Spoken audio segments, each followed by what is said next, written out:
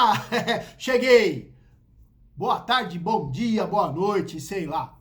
Bom, hoje nós estamos no dia 16 de setembro, né?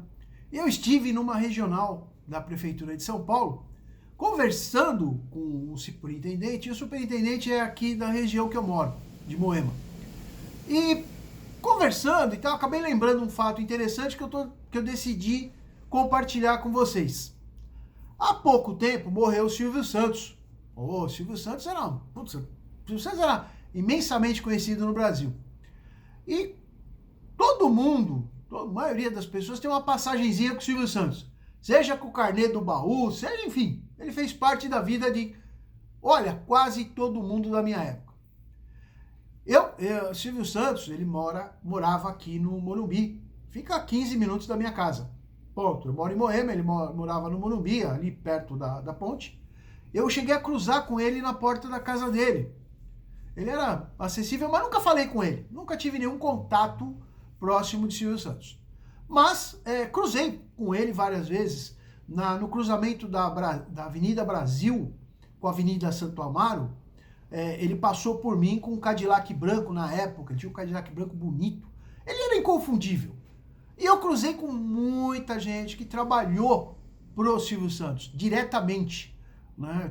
Conheci um cara que fazia o aquecedor da casa do Silvio Santos. E tem uma história interessante sobre esse cara, que ele fez uma proposta de propina para o cara que cuidava da casa do Silvio, para trocar todo o sistema. Né? Me chama aqui, eu te dou... E o Silvio Santos, ele tinha uma filosofia que esse tipo de gente não servia para ele. E esse cara perdeu o contrato, perdeu o serviço na casa do Silvio Santos por causa de oferecer propina para a pessoa que tomava conta da casa para trocar o sistema todo. Queria lá muitas vezes e tal, falar, te dou uma grana, você me contrata, eu troco tudo. E isso aí foi muito mal recebido. Então, o Silvio Santos tinha uma ética de vida muito interessante. Mas eu nunca cruzei com ele, pessoalmente não. Mas em 94, mais ou menos, eu casei em 93, em 94, minhas filhas eram pequenininhas, e, putz, cara, eu tava mal. Você começo de casado é ruim, cara. Começo de casado é uma transição, eu tava mal de dinheiro, tava mal, duro, meu Deus do céu. E aí, eu tinha que fazer uma entrevista, né? E o ônibus passava lá na Moreira Guimarães, a 23 de maio, continuação na 23 de maio, ali no aeroporto. E eu moro aqui embaixo, perto do shopping. E para economizar, eu estava sem dinheiro mesmo, eu fui a pé até lá. É uma reta só. E subindo a Moreira Guimarães, em direção à Moreira Guimarães, tinha uma emissora de televisão ali. Não lembro que emissora que era, hoje é um hospital, é bem próximo do viaduto. E eu subi, e ali, naquele quarteirão, eu cismei de voltar por aquele quarteirão da Guaramomes, que era a rua de trás desse estúdio de televisão, e para acessar a Moreira Guimarães, a 23 de maio, enfim, e tomar o ônibus. Porque eu estava muito perto do viaduto e o ponto não deveria ser tão perto. Então, eu atravessei. Cara, e foi um barato que eu tava de terno, gravata, eu ia fazer uma entrevista, maletinha 007 na mão, um terno preto ainda. E, cara, eu entrei ali e tinha um movimento fora do comum. Muitas peruas combis brancas paradas e você não olha para dentro da perua, você não fica olhando para dentro do carro. Eu vi aquele monte de perua estacionada, muita gente sentada na rua, com roupa de funcionário. Então você não anda na calçada, porque tá cheio de gente sentado, com as pernas esticadas, você não vai andar na calçada. Eu entrei pelo meio da rua. Olhei, mas bem no meio da rua, cara, bem no meio da rua, tinha uma nota de R$5, que ela tava dobrada, com os 5 para cima aqui. Mesma nota de 5, e R$5 naquela época, começo do Plano Real, valia uma grana. Era um dinheirinho legal. E eu olhei aquela nota de R$5 dobrada para cima, olhei para um lado, olhei para o outro, e todo mundo ali lendo, ninguém estava olhando pra rua. Eu falei, não é possível. E aquele monte de Kombi, né? E eu não olhei pra dentro das Kombi, eu não olhei pra dentro dos carros. Não tinha nenhuma com isso filme, era tudo branquinho. Mas eu não olhei. Cara, eu olhei pra um lado, olhei pro outro, eu sem dinheiro. Eu tava com dinheiro só da passagem de ônibus, cara. A passagem de ônibus era 50 centavos, pra você ter uma ideia. Então, porra, aquilo ali valia 50, 60 reais. Aqueles 5 reais valeria 50, 60 reais. Pô, era um dinheiro bacana. Eu olhei assim, olhei para um lado, olhei para o outro, troquei a mala de mão, passei a mala para a mão esquerda, eu sou destro, né? E fui caminhando. Quando eu cheguei perto da nota, eu dei uma baixadinha e já enfiei no bolso do terno. E continuei, né, cara? Não conheço, só continuei andando. E aí o pessoal, ei, você, para aí, que para nada, eu vou parar nada. Acabei de pôr 5 reais no bolso e eu me mandei. Bem brasileiro. Me mandei, virei a rua, ninguém foi atrás de mim, virei a rua, tomei meu ônibus e fui embora. Quando eu voltei, eu tinha 5 reais, era dinheiro pra chuchu, passei no mercado, comprei leite para minhas filhas, comprei tudo que podia. E, porra, cara, o litro de leite na época não custava, também custava 50 centavos, era baratíssimo. E aí voltei para casa com aquele monte de sacola, minha ex-mulher olhou para mim e falou, o que aconteceu? De onde você arrumou dinheiro? Aí contei para ela e achei 5 reais na rua. Passou uma semana, na outra semana, uma tia minha me liga. Aliás, falou com a minha ex-mulher. Se eu tinha participado de alguma pegadinha do Silvio Santos. Eu falei, não. A minha ex-mulher, eu falei, não participei de nada, pegadinha nenhuma. Que pegadinha? Aí, minha tia foi atrás, ali na Rua Berta e tal.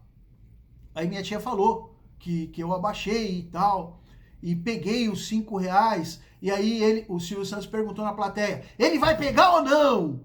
Aí a moça olhou, de terno, gravata, não vai, perdeu também, porque aí eu peguei. Ele perguntava e se a pessoa acertava a resposta, ele dava um dinheiro na plateia dele. A pessoa olhou e falou, não, e aí disse que quando eu baixei e peguei, nossa, disse que a moça xingou. E minha tia falou, não, é ele, eu reconheci e tal. Aí eu falei, os 5 reais fui eu que peguei. Aí minha tia falou assim, não, você devia ter parado e entregue os 5 reais. Eu falei, tia, eu acabei de achar 5 reais. Não, mas o Silvio Santos pagava 100. Eu falei, você tá maluca? Vai que em vez de pagar 100, ele me tomasse os 5 de volta. Prefiro ficar com 5. Vai que... Ai, mas é o barato, cara. Essas coisas acontecem na vida da gente e a gente acaba... A vida... Falam que a vida é curta, é uma mentira. A vida, ela é curta para quem se diverte, para quem é bom, para quem tá na vida se divertindo, ela pode ser curta, mas a vida é longa. A vida é muito longa e eu lembro de fatos da minha infância. Por exemplo, um fato interessante, que eu lembro até hoje, muita nitidez, eu morava no Campo de Fora, as ruas eram todas de terra, 1968, 69, nessa faixa, não tinha tanto asfalto assim nas ruas de São Paulo. E eu morava de um lado, tinha a Avenida Central e tinha uma rua que subia em frente. E tinha uma menina loira, uma menininha loira, da idade, eu tinha 5, 6 anos na época, e foi antes da minha bicicleta, e ela vivia numa cadeira de rodas. A mãe colocava ela para fora, né, na frente da casa. Os muros daquela época eram todos baixos.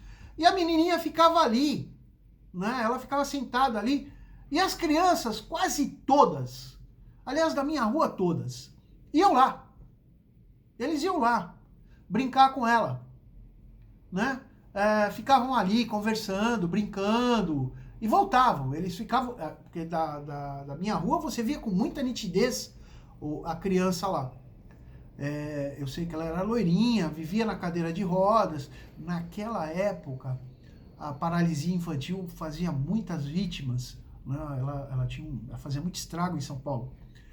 E por isso que eu sou a favor da vacinação. Eu tomo vacina até na testa, se for o caso. E aí, todo mundo... E eu criança, cara, eu tinha 5 anos. Eu tinha 5 anos. E eu tinha medo. Eu tinha medo. Uma coisa que eu tinha... Era um medo natural que eu tinha de criança, de ir lá e de repente ter um filho deficiente. Era um medo que eu tinha de infância, cara. Era um medo que eu tinha de infância. Uma coisa maluca. E duas coisas, né? Eu, de criança, tô falando pra vocês de uma coisa que eu lembro de quando eu tinha 5, 6 anos. Eu lembro de tudo.